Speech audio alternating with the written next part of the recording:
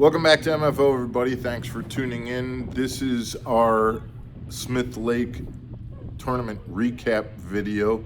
Obviously, you all know the tragedy that happened on Smith Lake, but we did want to kind of show you the fishing and kind of fill you in on some of the things that really worked well on Smith Lake, and also tell you some of the mistakes that we made in day two. So stick around, guys, and we'll be back and we'll kind of bring you all the fish catches and give you some insight in terms of what we did right and what we did wrong on Smith Lake.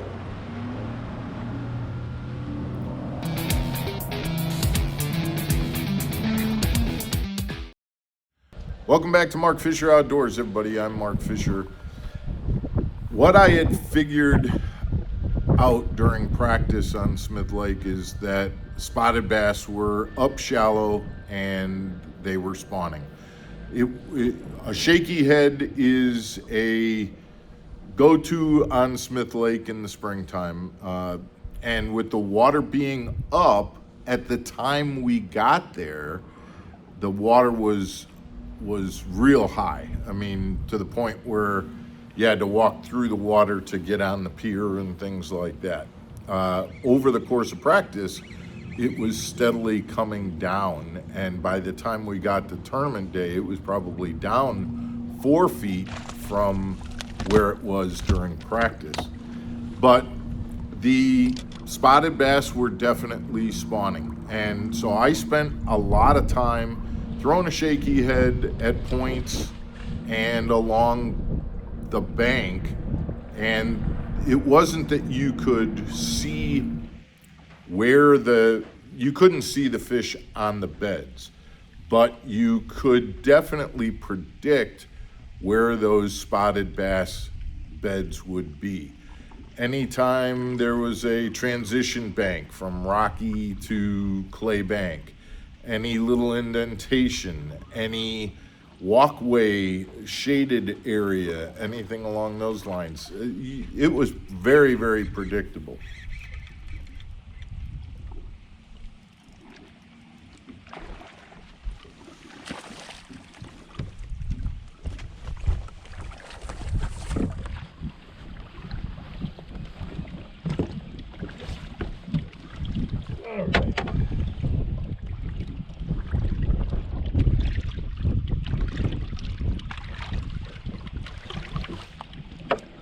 That's one of them.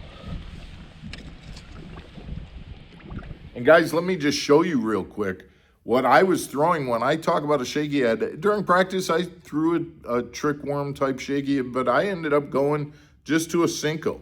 And there were a couple of things that I did that was probably pretty unique and wasn't done by a lot of guys. And that is, number one, like I said, I threw a Senko for my bait. I always put a chartreuse tip. I think spotted bass love that chartreuse tip on there.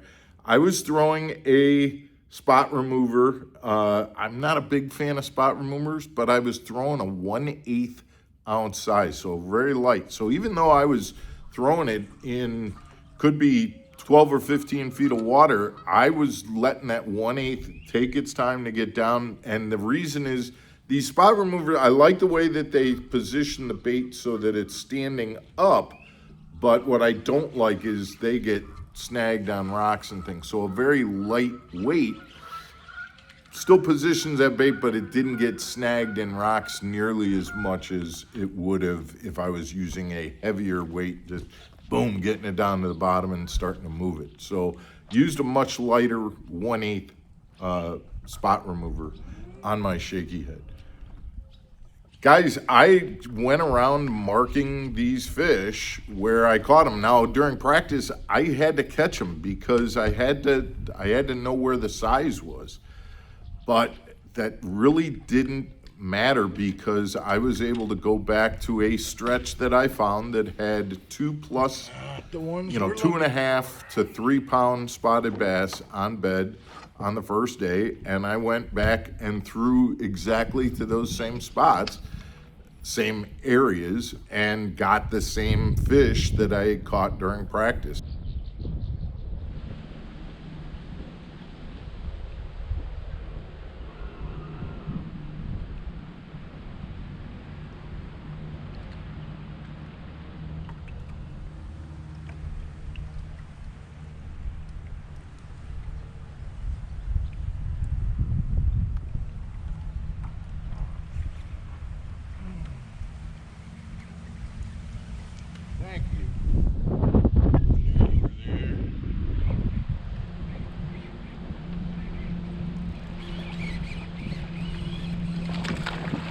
this is a fish right here that I caught during practice, and I knew it was the same fish, and I weighed it, and it weighed the exact same amount that I weighed it when I weighed it during practice.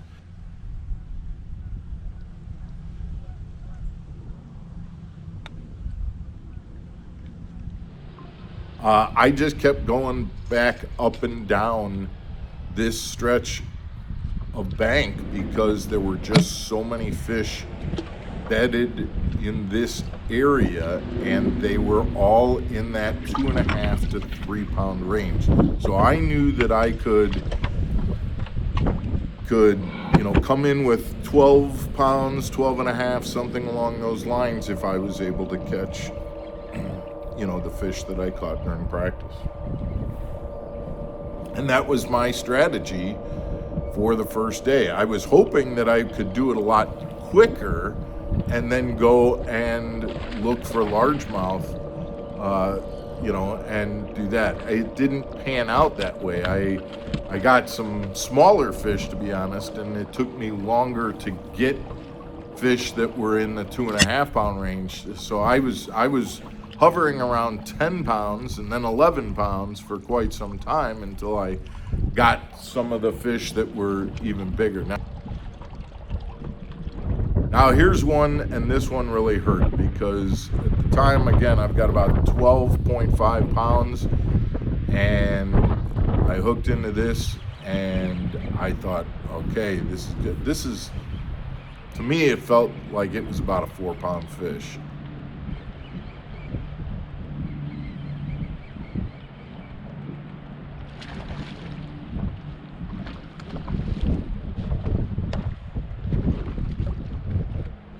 And it came off just as I was dipping the net, and I apologize for my language.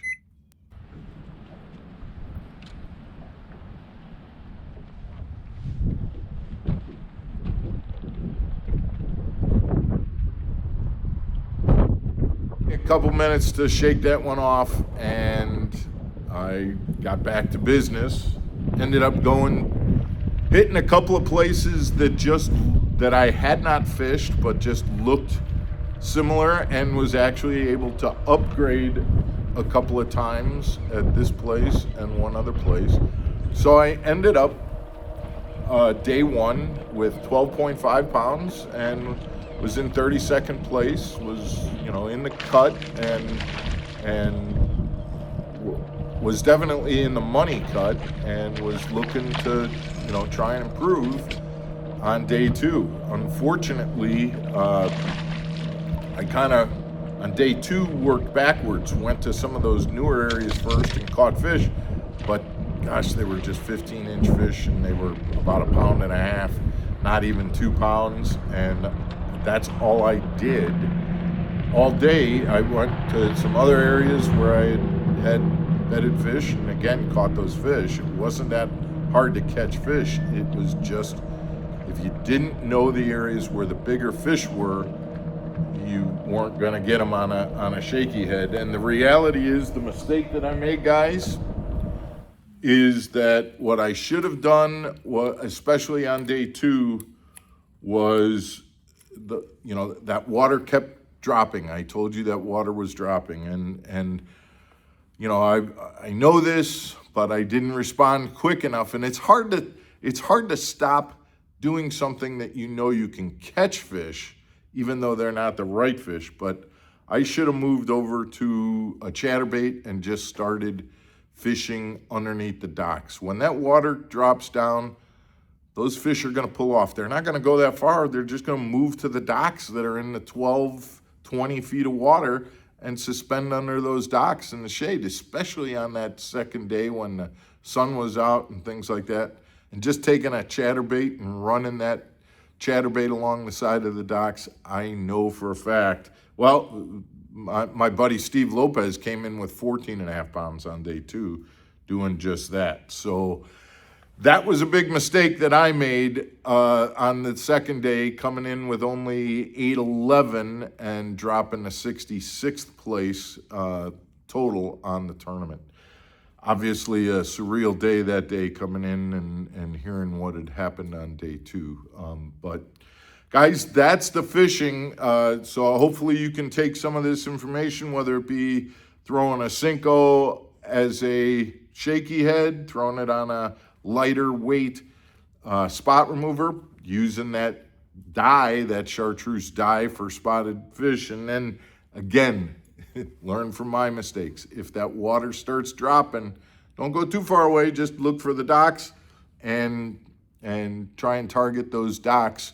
Whether you use a Wacky Rig Senko, or you use a Kitech, or you use a chatterbait, and just try and fish for those fish that end up moving out and staging by those docks. By the way, I wanted to say a big shout out and thank you to Jesse Payne. Jesse is a longtime follower on the channel, watches all the videos that we do. Jesse drove probably about 2 hours to come and say hi to me on that second day. Came down, was there when I pulled up, hoping that I had, caught a good bag and was gonna, make the check. Unfortunately, I kind of disappointed him there, but we got to spend a couple hours together. And big shout, Jesse, thank you so much for doing that. It was great to meet you and spend some time with you guys. Again, it is humbling, and it is just so cool when, whether I hear from you in the comments, or whether you do something like Jesse and drive down and come and say hello. I appreciate that so much, Jesse. Thank you again. It was great to meet you. Guys, thanks for tuning in, and we will talk to you again tomorrow on another episode of Mark Fisher Outdoors. Take care, everybody.